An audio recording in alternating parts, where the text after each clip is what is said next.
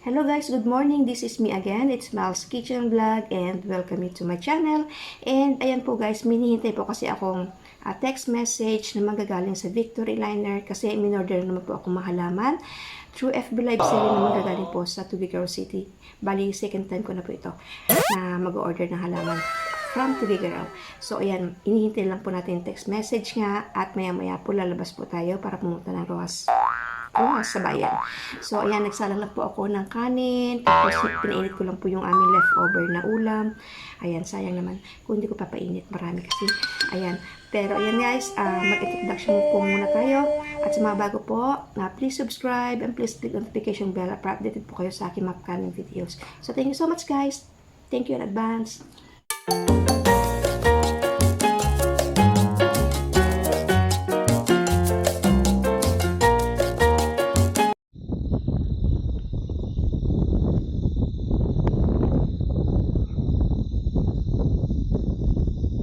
Pasakay na kami ngayon dito sa aming sakyan guys. Siyempre kasama ko si Mr. Siyang aking driver. Ayan, siya naka-seatbelt. Ayan, malapit na kami actually sa Victory Liner. Sabi ko kanina, pipick upin natin yung ating box. Ang bilis mo naman mapatakbo. Ayan, tapos sabi ni Mr. bili ka na rin ng gulay. Kasi parang gusto niya kumain ng pinakbet today. So magpipinakbet tayo ngayong araw na to. So ayan guys, napasilip ko konti yung palengke. Ayan, pag hindi ko nakalimutan. Pero unahin muna natin yung Victory Liner kasi mauuna naming madadaanan yung bus station bago yung palengke ng Rojas. Natin ang ating ID. Ito na, dito na tayo sa Victory Liner. At sinuot ko na rin pati yung aking face mask. Kasi sabi nga no, face mask and face shield no entry. Yung face shield ko, ayan, hindi ko pa suot. Okay, dito natin pipick upin.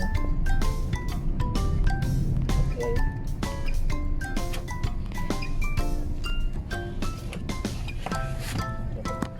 Guys, kuhan natin yung ating salamat. A few moments later. Heto guys, na-pick up na natin at nisakay na ng sakyan. So let's go! Papunta naman tayo saglit sa palengke. Yun nga, sabi ko nga, bibili lang tayo ng ating iluluto for today na gulay. Ito. Medyo malayo yung palengke doon sa Victory Liner.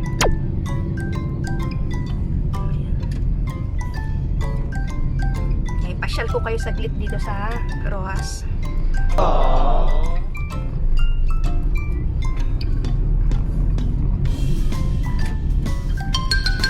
Pure gold. May pure gold na rin dito. Pero matagal na.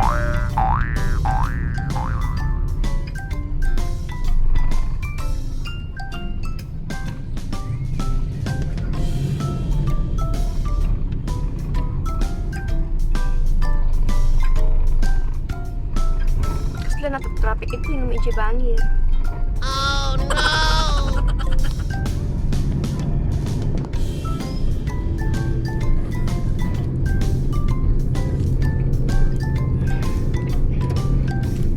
Ayan. Yan, Rojas Public Market. Pero hindi po tayo dyan pupunta. Doon tayo sa may wet section pupunta.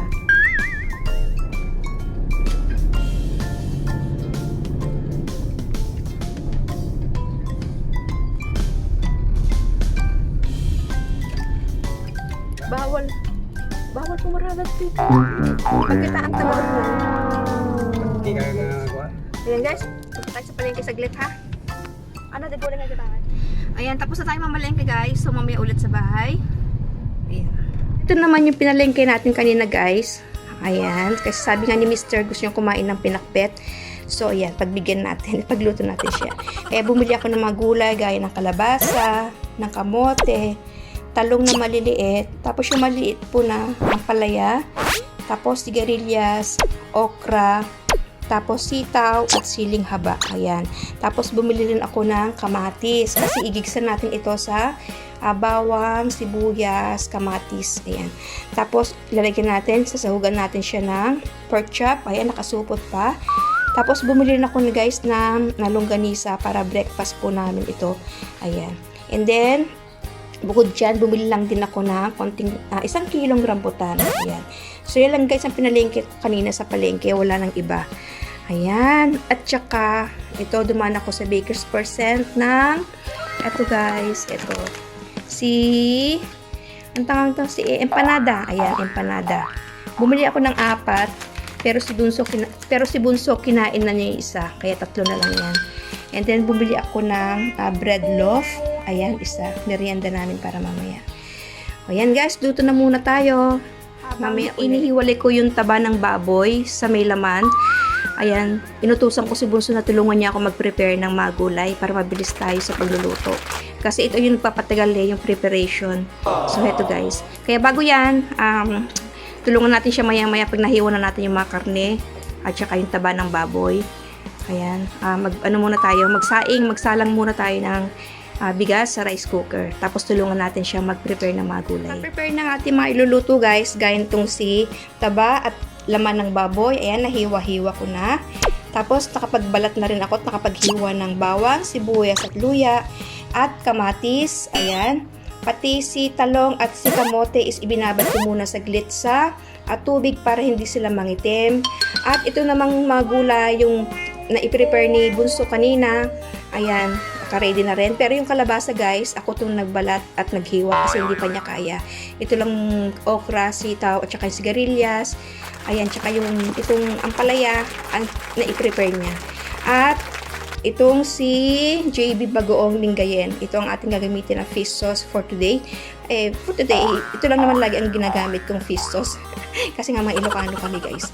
At hindi po ako gagamit ng mantika guys. Kasi yung mismong mantika, langis nitong taba ang gagamitin natin na pang gisa para dito sa ating mga gulay.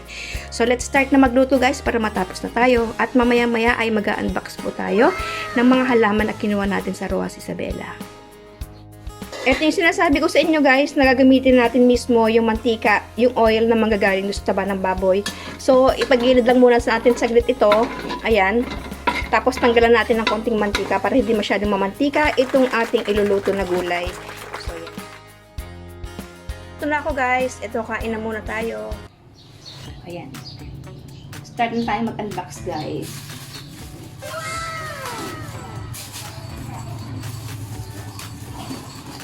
Ang kagandahan lang kapag sa drop and go, yung mga bus ang mag-deliver sa mga halaman is pati pala lupa talaga is kasali.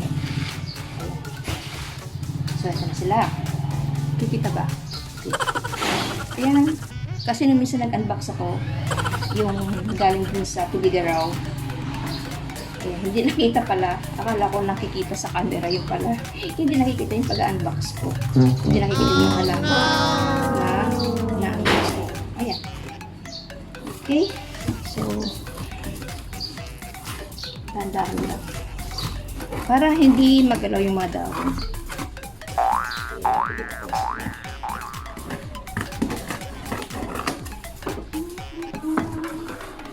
Ayan. Sa kabila. Kita. Ayan.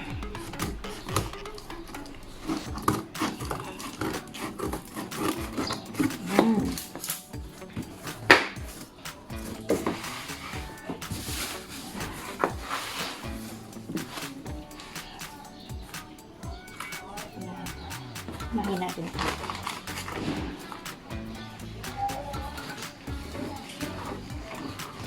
Ito, ayan. Si Wave of Love. Ito, unahin natin ito. Si Wave of Love. Kasi wala pa ako nito. Ayan.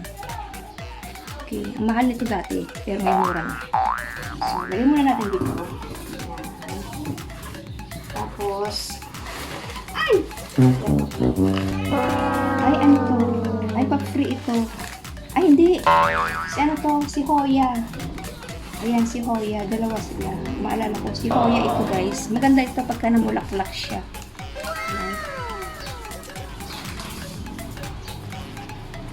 And then, this one, si Christmas Caladium.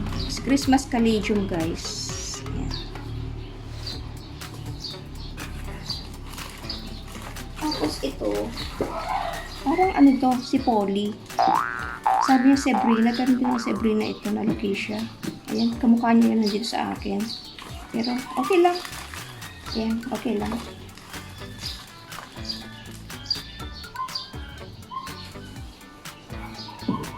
Tapos ito, yan. Si Aglaw. Si Aglaw guys na Red Beauty. Ayan. No. Hindi to si Red Beauty. Si Aglaw na Pink Julin pala to. Si Pink Julin. Hindi to si Red Beauty. Ayan, nasira na konti yung ano yan. May issue ng konti dito sa isang dahon niya. Pero okay lang din. Ang ganda ni Pink Julin. Ito si Pink Julin guys. Hindi ito si Red Beauty. And then this one. Ito guys, na ano to, na free ko ito. Ayan. Bali, pa-freebies ni seller. Ayan. Meron na ako nito, pero syempre, pa-free, kaya tanggapin. Tapos ito guys, parang pa-freebies din ni seller. Ito. Si Cactus. Ayan. Okay. Ayan. Pa-freebies din ito.